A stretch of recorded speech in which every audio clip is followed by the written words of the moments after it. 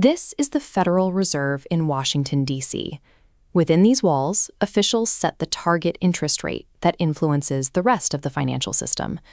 While people keep their money in local banks, those banks have their own accounts here at the Fed. The cash they keep in these accounts is known as reserves, and it functions as the foundational layer of the banking system. Before 2008, reserves were scarce. Today, the right tank shows banks hold an overflow of cash. Because this tank is full, the Fed's old method of buying bonds has lost leverage. A small change in reserve quantity no longer shifts the borrowing price. To maintain control, the Fed had to stop focusing on the volume of reserves and instead engineer a new mechanical system to control their price. This graphic shows that price in action.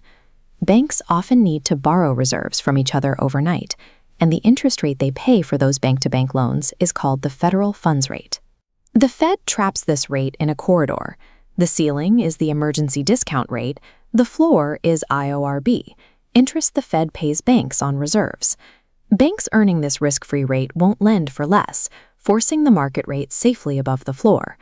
By raising or lowering that IORB payout, the Fed exerts a direct pull on the federal funds rate, setting the baseline cost of borrowing for the entire country.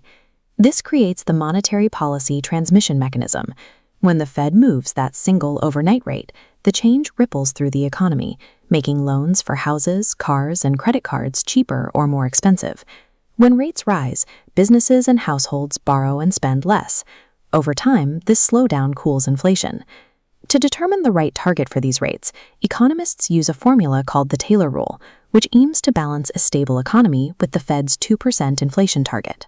The rule takes a normal real interest rate and adds variables for the inflation gap, how far prices are from the target, and the output gap, which measures if the economy is running hotter or weaker than its potential. If inflation is 4% and the economy is overheating, the math suggests a higher rate. If the economy is weak, it suggests a cut. The Fed uses this logic as a guide to lean against whichever problem is more pressing. We saw this logic in action recently. In 2021 and 22, a surge in consumer prices hit households across the country, making basics like fuel and groceries much more expensive. The Fed responded by raising the target range from near 0 to over 5% in just over a year. This sharp spike on the right side of the graph shows that contractionary policy in real time. These decisions involve significant uncertainty. If the Fed slows the economy too aggressively to fight inflation, they risk causing a recession and widespread job losses. In extreme crises where interest rates are already at 0, the Fed uses different tools, like quantitative easing. This involves large-scale bond buying to push liquidity directly into the financial system when traditional rate cuts are no longer an option. While the IORB corridor handles the economy during normal times, deep systemic shocks force the Fed to abandon the standard dials and inject cash directly into the markets to encourage lending. The final ripple of a rate change crosses borders.